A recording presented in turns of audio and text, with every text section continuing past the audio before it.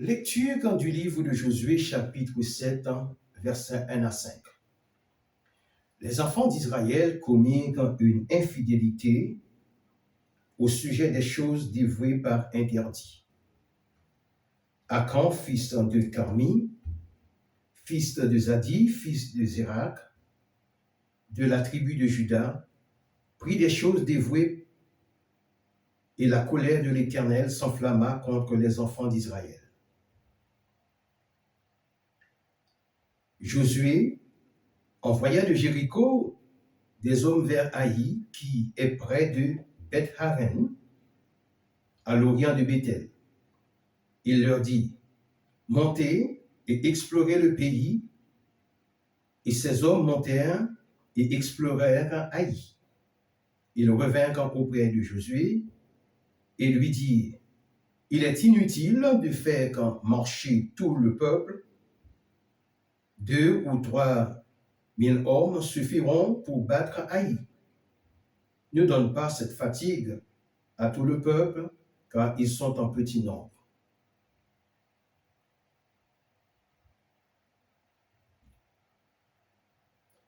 « 3 000 hommes environ se mirent en marche, mais ils prirent la fuite devant les gens d'Haï.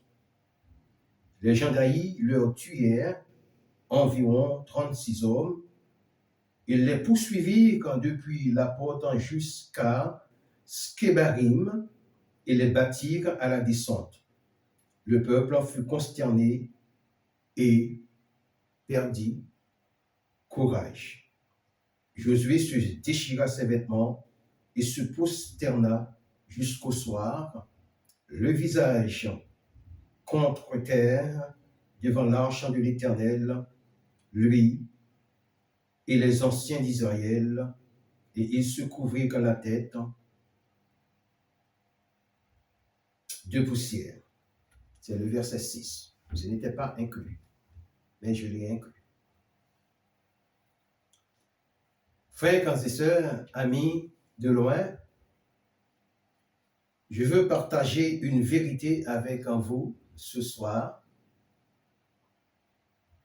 Parfois, les enfants de Dieu se retrouvent confrontés à des situations qui les positionnent dans une impasse. Des échecs arrivent sans qu'on en voie la cause. Et pourtant, il y a toujours une cause sous-jacente que nous ne voyons pas par manque de discernement.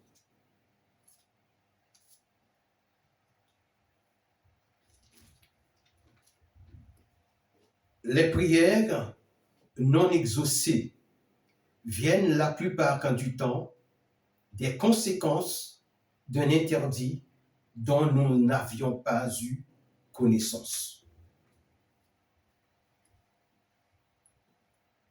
C'est pour cela que Josué avait perdu bataille. Ésaïe 59, verset 2 dit que ce sont vos péchés qui mettent une séparation entre vous et votre Dieu. C'est simple à comprendre.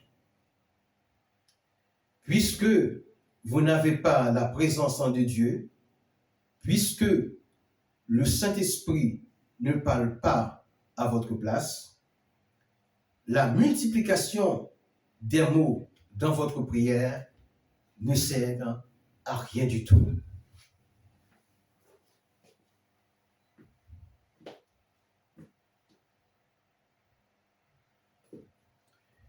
Dieu n'exauce qu'une seule prière de celui ou de celle qui est sous le coup de l'interdit. Cette prière est celle d'une confession honnête devant Dieu en lui demandant pardon pour les offenses à son égard, en lui promettant de ne plus recommencer. Il exauce cette prière en vous accordant son pardon.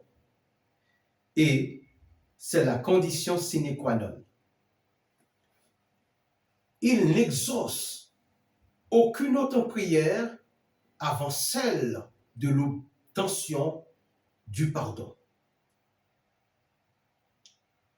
Ne vous faites pas des illusions. Une fois que le péché est confessé et abandonné, il répond aux prières qu'il juge être dans la ligne de ses arguments. Cette confession peut être faite entre vous et Dieu, là où vous êtes. Si le péché porte sur le fait que vous ayez fait du tort à autrui, dans ce cas, le pardon est à demander d'abord à Dieu. Le pardon est à demander d'abord à Dieu, puis à la personne à qui vous avez fait du tort. L'exemple se trouve dans la confession de l'enfant prodigue de Luc chapitre 15, verset 18.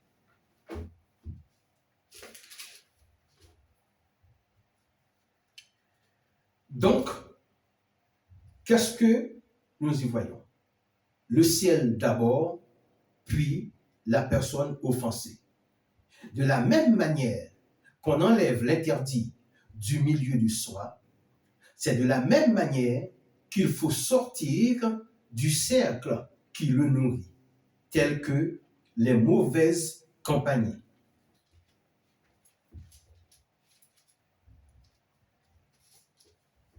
Il n'est pas toujours facile quand c'est dans le cercle professionnel avec des gens qu'on côtoie quotidiennement.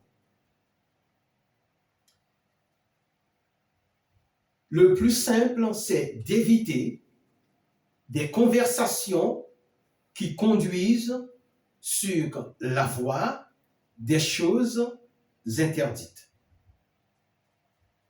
Oh, les choses interdites peuvent être des choses morales, peuvent être à caractère moral. Être toujours soi-même et ne pas faire ce que l'on voit les autres faire. On peut toujours comprendre l'exemple donné par l'apôtre Paul dans 2 Corinthiens, chapitre 6, verset 14, qui dit « Ne vous mettez pas avec les infidèles sous un joug étranger, car quel rapport y a-t-il entre la justice et l'iniquité? Ou qu'y a-t-il de commun entre la lumière et les ténèbres ?» Verset 15. Quel accord y a-t-il entre Christ et Bélial? Ou quelle part a le fidèle avec l'infidèle? Ou mieux encore, quel rapport y a-t-il entre le temple de Dieu et les idoles? Ne vous mettez pas sous un joug étranger.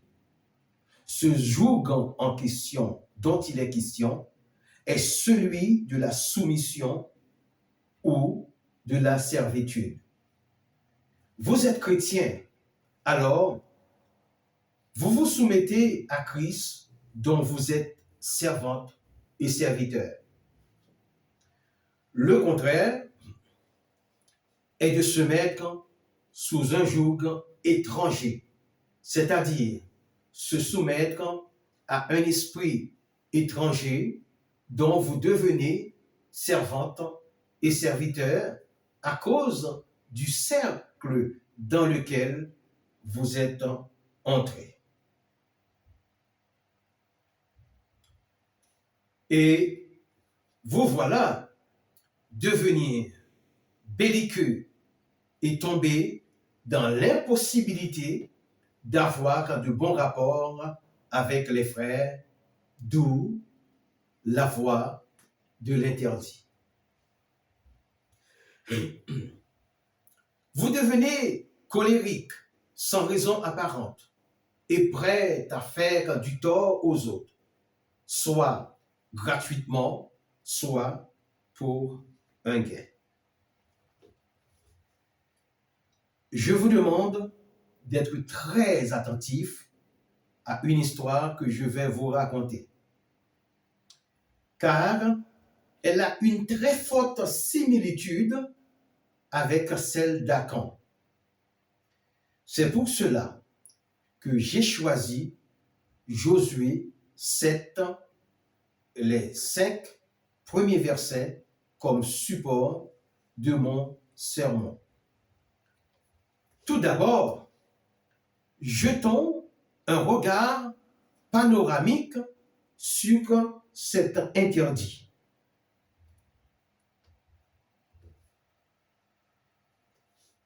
On dit dévouer par interdit les choses consacrées à Dieu ou les choses sur lesquelles Dieu prononce une sentence sur quiconque les touche. Or, les choses interdites dont il est question sous Josué étaient un butin contenant un manteau de skinéa, 200 cycles d'argent et un lingot d'or du poids de 50 cycles.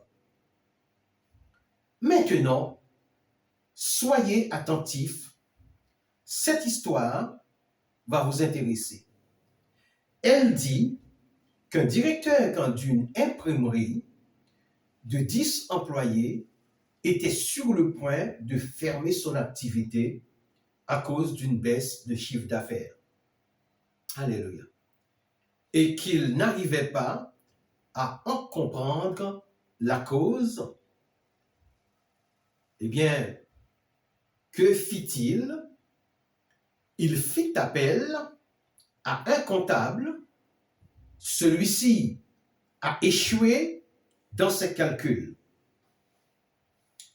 Il fit ensuite appel à un mathématicien et celui-là lui donna une approximation, des résultats approximatifs, pas exacts.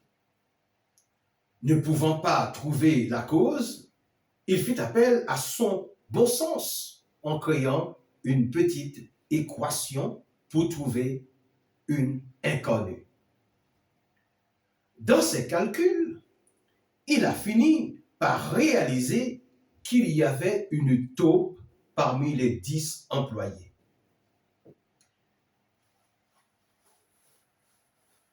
Cette taupe transmettait des informations fausses et compromettantes qu'il n'avait jamais imprimées dans son imprimerie. Bien entendu, quand il imprimait des journaux, il y avait toujours un numéro incorporé dans les lots à livrer qui ne venait pas de son imprimerie ou qui ne venait pas de son service. Résolument, l'affaire devenait sérieuse. Il décida de perdre une semaine avec le manque à gagner que cela comporte. Que fit-il? Voulant identifier la taupe, il décida, parmi ses 10 employés, de leur donner un congé alternatif. Il prit alors 3 employés, 10 secrètement, et leur donna une nuit de congé payé. Dans cette même nuit, une autre information trompeuse est véhiculée et livrée là où il ne fallait point. Donc, les 3 ouvriers mis en congé, ce soir-là, n'étaient pas en cause. Alors, il s'est dit que la taupe est parmi les 7 employés qui ont travaillé cette nuit-là. Il décida encore de donner congé à 3 autres. Il restait 4 personnes à travailler dans cette imprimée cette nuit-là. Et cette fois-ci, il téléphona à son client pour connaître son appréciation sur les journaux qui lui sont livrés. Ce dernier lui dit qu'il n'a reçu aucune information contraire. Donc la taupe se trouvait parmi les 3 autres employés en congé ce soir-là. Il décida de redonner une autre nuit de congé aux 2 d'entre eux et 8 sont gardés à l'imprimerie. Il rappelle encore les clients un par un, mais aucun n'a reçu de mauvaises informations. Alors, la taupe se trouve parmi les deux employés envoyés en congé. Alors, il a compris que les 8 employés restants n'étaient pas en cause. De l'un des 2 auxquels un congé avait été accordé, il lui accorda une nuit supplémentaire. Donc, 9 personnes étaient restées travailler, y compris la taupe. Il rappela ensuite ses clients pour s'assurer que rien d'anormal n'était survenu. Malheureusement, cet autre soir, les clients ont tous reçu des informations fausses. Alors, la taupe était identifiée des 2 derniers qui avaient eu une nuit de congé supplémentaire. Il était identifié parmi les 9 qui travaillaient le soir où l'autre était en congé.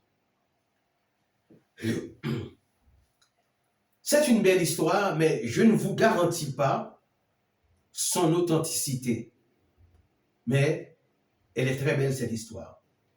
Le lendemain, les 10 employés étant présents, il les appela les uns après les autres dans son bureau, en donnant une dernière nuit de congé supplémentaire aux 9 qui étaient hors de cause. Mais à chacun des 9, il demanda de ne pas le dire aux autres. Quel stratagème! Pour ne pas attirer de la jalousie les uns contre les autres. Puis, il appela celui qui était en cause et lui donna 2 heures de congé en lui demandant de venir plus tard au travail. Le lendemain soir, il arriva au travail, n'ayant pas vu ses collègues qui étaient normalement en congé, qui dormaient paisiblement chez eux.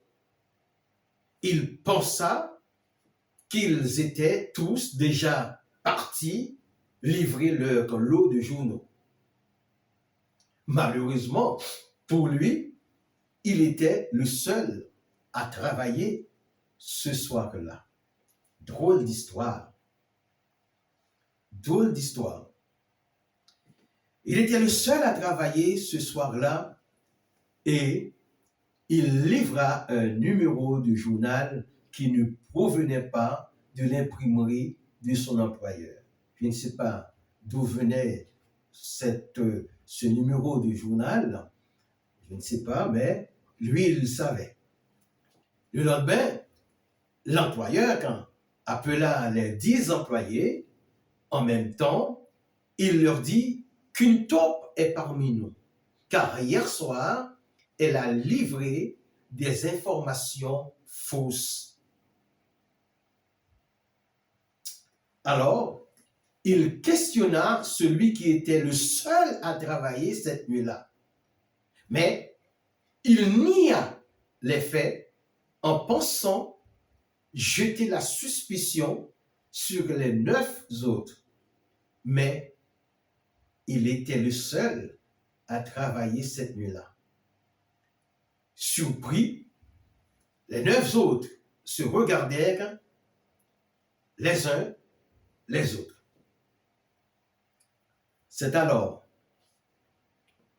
qu'ils comprirent pourquoi leur employeur leur avait donné cette dernière nuit de congé.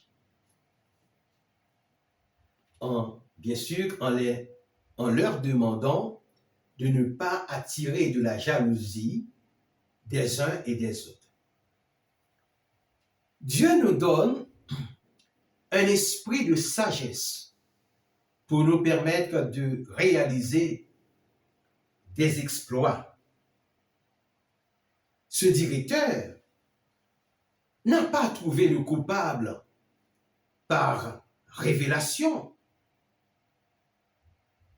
mais avec l'esprit de sagesse octroyé en tant que don du Saint-Esprit. Il faut aussi que les miracles, il faut aussi dire que les miracles sont réalisés quand tout semble perdu. Quand il n'y a plus d'espoir pour nous, c'est alors que Dieu intervient. N'oublions pas que Jésus pouvait faire enrouler la pierre qui était devant le tombeau de Lazare d'elle-même. La pierre pouvait être roulée d'elle-même par la puissance de Jésus. Mais Jésus s'en était gardé et demanda aux autres de la rouler. Il laissa la part des hommes aux hommes et ce que ces hommes ne pouvaient pas accomplir, il l'accomplit en ressuscitant le mort. Frères et sœurs, amis de loin, la tragédie de ce directeur d'imprimerie est comme celle qui survint sous Josué lorsque les enfants de Dieu ont été vaincus en s'approchant d'Aï. Que s'est-il donc passé? Que s'est-il donc passé qu'on ne puisse expliquer dans un langage simple et élémentaire? Dans la tragédie de l'imprimerie, il y avait une taupe qui agissait, soit pour un supplément de gain en parallèle avec ce qu'il gagnait, soit pour mettre son patron à terre ou encore pour une vengeance personnelle. Mais dans la tragédie d'Aï, il s'agit d'un profit personnel à cause duquel les enfants de Dieu sont morts pour la plupart et pour d'autres de vivre dans une grande appréhension après beaucoup de pertes de vie humaine. Il faut tout de même chasser les interdits du milieu de soi. La première tragédie, celle de l'imprimerie, est une trahison et la deuxième, celle des enfants de Dieu, est une désobéissance. Pour ce faire, Josué dut appeler tribu par tribu pour dégager celle qui ne fut pas en cause. Famille par famille, pour arriver à la personne qui avait commis le délit et qui fut de surcroît un interdit qu'il fallut que Josué ôta du milieu des enfants d'Israël. Et cela afin de permettre aux enfants d'Israël de retrouver un bon équilibre dans leur marche, respective. Si aujourd'hui, le salut est éternel, il y a aussi le châtiment éternel qui accompagne ceux qui sont belliqueux. Pourquoi les enfants d'Israël perdirent la bataille et prirent la fuite? C'est parce qu'ils n'étaient plus protégés une fois que des choses dévouées par interdit ont été dérobées. Le psaume 28, verset 7 nous dit que l'Éternel est le bouclier de ses enfants. Petit 1, dans l'adversité, les enfants de Dieu sont protégés par la présence de Dieu qui est un bouclier devant leurs adversaires. Ce bouclier ne laisse pas passer les flèches qui leur sont lancées. De ce fait, ils ne peuvent pas être atteints. Petit 2, dans la bataille, le Seigneur est le commandant en chef, celui qui trace les plans des combats. Petit 3, celui en qui les régiments ont placé leur confiance. Dans la bataille, quand on voit le capitaine debout, brandissant son épée, on a plus de force et plus de détermination à remporter la victoire. Dans la première image, l'Éternel est absent. Donc, il n'y a plus de bouclier qui vous protège et vous êtes livré à vous-même et vous devenez vulnérable. Dans la seconde, il n'y a plus de chef et vous êtes devant des plans de bataille erronés, ambigus, difficiles à comprendre. Dans la troisième, vous ne voyez plus le capitaine, vous n'entendez plus sa voix, alors vous êtes déconcerté et la peur vous envahit et vous prenez la fuite. C'est comme ça. Et malheureusement, dans ce dernier cas de figure, vos adversaires deviennent plus rapides. Parce qu'en prenant la fuite, vous regardez constamment derrière vous. Vous regardez constamment en arrière. Et vous tombez à plusieurs reprises.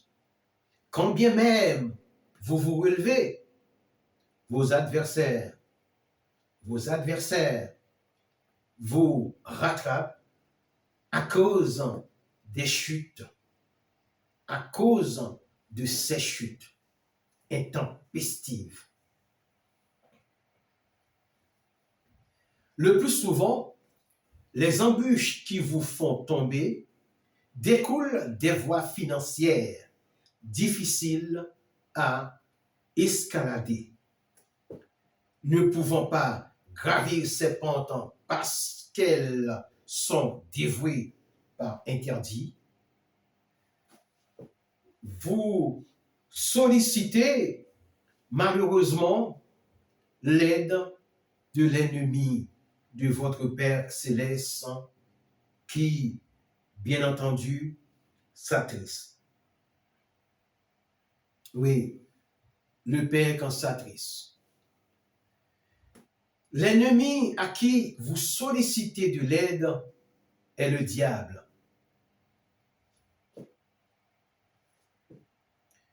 S'il vous aide, ce n'est pas parce qu'il vous aime, c'est plutôt pour en dire à votre Père céleste les choses suivantes. Regarde, oui, regarde bien ton enfant qui vient à moi. Tu ne lui as même pas accordé ta sollicitude. C'est ça qu'il va dire. Alors, quel père ne serait pas fâché de voir quand son enfant avoir un recours auprès de son ennemi? Quel roi ne serait pas en colère de voir un enfant de la cour royale se prosterner devant celui ou celle qu'il a disqualifié et démis de ses fonctions pour cause de rébellion. Alors, ne soyez pas un enfant de la cour rejeté en suivant la voie de l'insoumission qui débouche sur les interdits. Et quels sont-ils, ces interdits? Je n'en donnerai malheureusement pas la réponse car la liste est longue. Mais vous n'avez qu'à consulter les pages de Samuel, le prophète, pour voir comment un homme choisi par Dieu s'était abaissé devant les interdits et cet homme se nomme Saül. Oh, alléluia. Il ne suffit pas seulement de montrer la bonne voie par des paroles doucereuses et flatteuses, par des paroles hypocrites, mais d'avertir et de mettre nos frères et sœurs en garde contre les dérapages sur des mauvaises voies.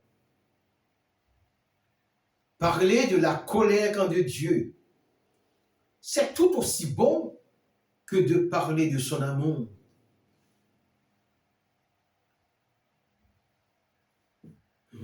Prévoir la perte est tout aussi bon que de prévoir le bénéfice. Prévoir l'échec est aussi bon que de prévoir la réussite. Prévoir la défaite est tout aussi bien que de prévoir la victoire. Négliger ce qui est néfaste est la certitude de ce qui est faste pour les hommes et les femmes de Dieu accomplis. Une fois, j'ai entendu que si l'un des deux conjoints pêche, l'autre pêche aussi, puisqu'ils sont devenus une seule chair. Cette affirmation n'a pas été retenu par le plus grand nombre. Pourquoi? Quand Ève prit le fruit défendu, ou du moins dévoué par interdit, elle pécha la première. Elle en donna à son mari, qui, de son côté, avait le choix d'accepter ou de refuser. Celui-ci, bien entendu, ayant accepté, pécha également. Alors, pourquoi dit-on le péché d'Adam et non le péché d'Ève? Pardonnez-moi l'expression suivante, c'est parce que dans l'Antiquité, la femme fut une quantité négligeable. De surcroît, le déshonneur ou l'honneur ne tomba que sur l'homme. Nous allons un peu plus loin dans Luc 17, verset 34.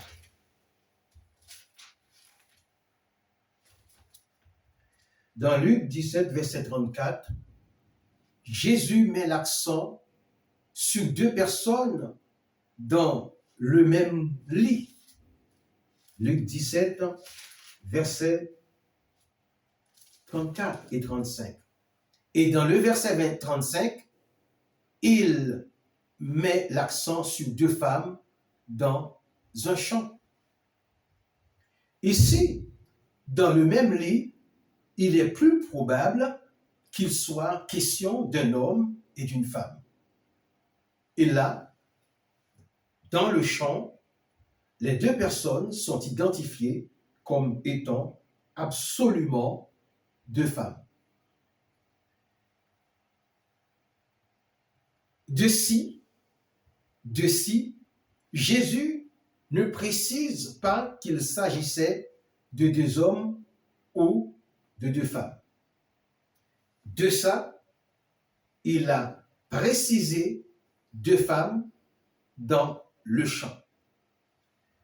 Notre point d'appui se trouve dans Ézéchiel 18, verset 20. Ézéchiel 18, verset 20. Si le Fils ne portera pas l'iniquité de son Père, et le Père de celui de son Fils, le conjoint ne portera non plus le péché de l'autre. Il ne faut pas oublier que Dieu permit à Osée d'épouser une femme hors du commun. Est-ce pour autant qu'Osée était dans le domaine d'exercice de celle-ci? La réponse est non. La réponse est non. C'est pourquoi, ou du moins, c'est plutôt pour qu'il comprît la dimension de l'infidélité des enfants de Dieu à l'égard de leur Dieu.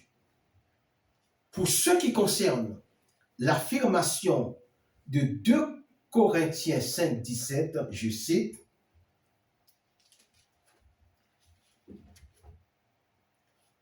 « Si quelqu'un est en Christ, il est une nouvelle créature.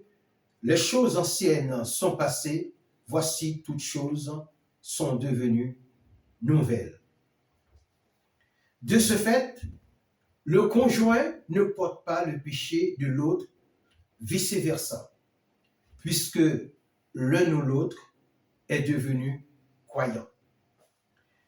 Quand bien même il avait déjà une femme non croyante, il n'a pas le droit de la répudier. Selon 1 Corinthiens, chapitre 7, verset 14. C'est pourquoi j'exhorte les femmes qui désire épouser un serviteur de Dieu à cause de ses vertus, je dis un serviteur authentique, à cause de ses vertus, de s'abstenir si elle pense qu'à côté de ses vertus, il pleut finance.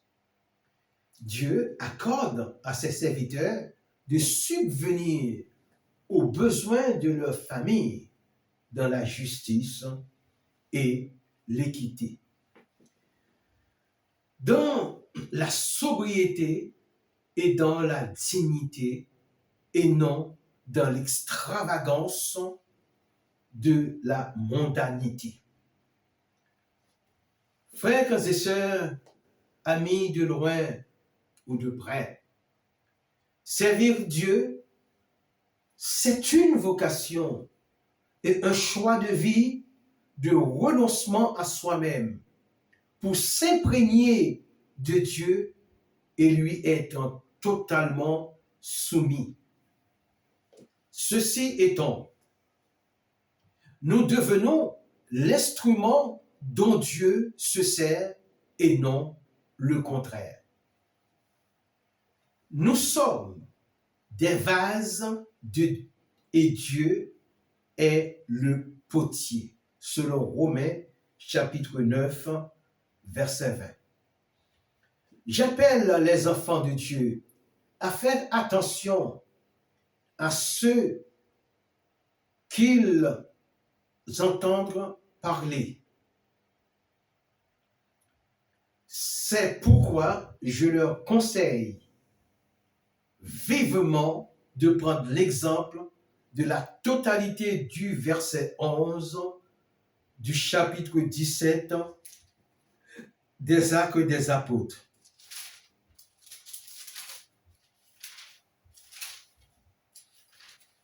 Où l'on peut apprendre que les croyants du premier siècle examinaient chaque jour les Écritures pour savoir si ce qu'on leur disait était exact. C'est le verset 11. Ces Juifs avaient des sentiments plus nobles, car de nos jours, il se donne une multiplicité de gens dans les médias qui tordent le sens des Écritures. Mieux vaut dire peu de choses dont on est sûr que de s'aventurer dans une pléthorique de discours ambigus. Au début de ce discours, il était question d'un directeur d'imprimerie dont l'histoire m'a ouvert la voie vers celle des tribus d'Israël. Nous remarquons que tout Israël avait subi les conséquences du péché d'Achan, les conséquences venant d'une des 12 tribus qui malheureusement fut celle de Juda. Donc, après que les familles ont été écartées par élimination, vient la désignation des maisons, puis la maison de Zabdi a été désignée. Mais l'opération continuait sur tous les membres de la maison. De tous ces membres, c'est Achan qui fut désigné coupable. Et oui, de la même façon qu'Israël avait malheureusement échoué, c'est de la même façon que des églises souffrent de l'absence du Saint-Esprit par rapport à des interdits. Si aujourd'hui, nous n'avons plus la même façon d'enlever l'interdit du milieu de nous, nous pouvons Nous pouvons toutefois démettre la personne incriminée de ses fonctions si elle est affectée à un ministère quelconque jusqu'à ce qu'elle soit repentie honnêtement, jusqu'à ce qu'elle se soit repentie honnêtement. Car celle-ci étant une colonne parmi d'autres, doit être traitée avant que les autres soient certains que son changement est radical. Et quand il s'agit de membres sans fonction, cela nuit aussi au bon fonctionnement de l'ensemble, parce que selon la citation suivante, une pomme pourrie gâte tout le panier. Comment? Les autres membres, moins expérimentés, sont susceptibles de le suivre, mais nous devons prendre en considération les paroles du Seigneur. Oui, nous devons prendre en considération les paroles du Seigneur qui nous font comprendre qu'en arrachant l'ivraie, nous risquerons de déraciner le froment. D'où la nécessité de les laisser grandir ensemble, selon Matthieu, chapitre 13, verset 30. Tout cela pour dire que la nouvelle naissance joue un rôle majeur. Un enfant de Dieu dirigé par le Saint-Esprit ne s'adonne pas à certaines pratiques notoires sous quelque prétexte que ce soit. Chers amis, chers frères, accepter Christ, c'est accepter de lui ressembler dans toutes ses vertus. C'est accepter de porter son ignominie et son humiliation. Mais cela ne veut pas dire que nous devons aussi passer par la crucifixion, ce qui rendrait le sacrifice de Jésus incomplet, car il est mort une fois pour toutes. Combien d'enfants de Dieu auraient pris le prétexte que leur situation les oblige à contourner les règles divines, mais ils ont préféré souffrir dans leur corps. Combien de conjoints et conjointes auraient pris le prétexte d'être délaissés pour se donner libre cours à la mauvaise voie, mais ils ont préféré souffrir dans leur chair. Ce n'est pas parce qu'ils sont parfaits, mais par amour pour leur Sauveur et parce qu'ils sont nés de nouveau. Oh, alléluia, je t'aime Seigneur. Merci Jésus. Ce n'est pas parce qu'ils ont trouvé le privilège de Dieu, mais parce qu'ils se rappellent l'état dans lequel ils étaient quand ils ont accepté Jésus pour leur sauveur personnel. Oh oui, n'oublions jamais nos premiers amours. Amen. Notre premier amour en tant que chrétien, c'est Christ. Car quand tous les chrétiens sont égaux devant Dieu, dans cette égalité, il y en a qui sont plus désobéissants que d'autres.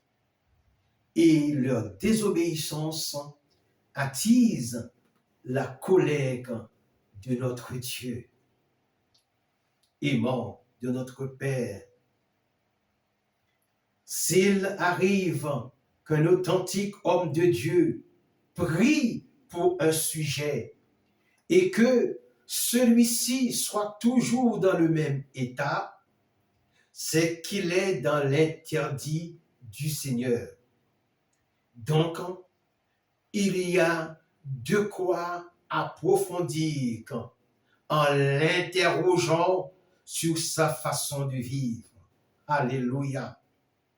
Alléluia. Le Seigneur ne laisse pas ses serviteurs, ses authentiques serviteurs, dans la cécité spirituelle.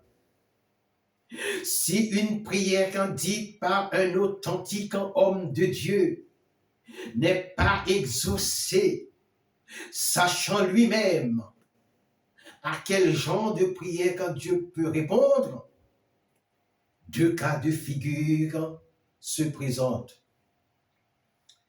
De l'un, le sujet n'est pas honnête sur sa situation réelle. De l'autre, le Seigneur a peut-être un plan pour lui. Dans ce cas, il y a besoin de le lui dire. J'ai lu l'histoire d'une femme de Dieu qui s'est mariée avec un chrétien confirmé après 2 mois de leur déclaration mutuelle d'amour. Pensez-vous qu'il ait eu un champ d'arbre financier? Pensez-vous qu'il y ait eu un champ d'arbre financier pour chacun d'eux? La réponse est non. Mais ils en avaient de quoi y faire face. Ils l'ont fait par la foi. Attention, je ne demande à personne de faire pareillement, car tous n'ont pas la même dimension de foi. D'un mauvais choix découle une pluie d'échecs. Pour toute la durée de la vie conjugale.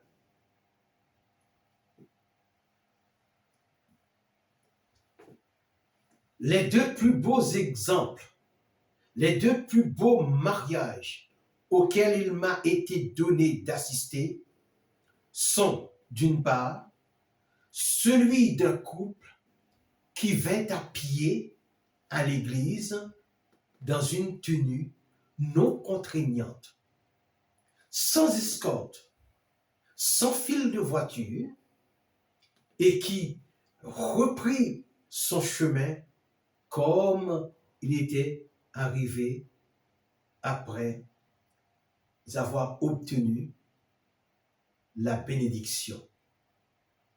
Et de l'autre, une réception modeste dans un espace de l'église où il était marié. Et pourtant, l'un des 2 couples était jeune. Et ce n'est pas pour autant ces 2 jeunes gens aient résolu d'attendre qu'il leur pleuve des grêlons financiers avant de se conformer. En obéissant aux lois divines, ils étaient hors du danger de vivre dans un état interdit par Dieu. Rien n'est sûr à 100%, mais un couple dont le mariage avait au départ l'agrément de Dieu peut échouer si le Saint-Esprit n'y est plus présent. Donc, sachons être comme le directeur de l'imprimerie évoqué dans ce message, en procédant par élimination pour désigner celui qui est à même de nous accompagner dans la présence de Dieu et dans une vie de sobriété. Ou bien, comme Josué, pour enlever des comportements interdits qui nous empêchent de vivre pleinement notre amour devant Dieu. Alléluia. Que le Seigneur ouvre l'intelligence de chacun et de chacune pour la compréhension de sa parole. Alléluia. En s'appuyant sur le Saint-Esprit qui est l'interprète absolu de la parole qui a été faite chair. Dieu est fidèle, il est juste. Alors, tout ce que je peux dire est que le Seigneur bénisse en notre faveur la semaine qui vient. Amen. Soyez bénis et que Dieu soit avec vous. Au revoir et à bientôt, j'espère.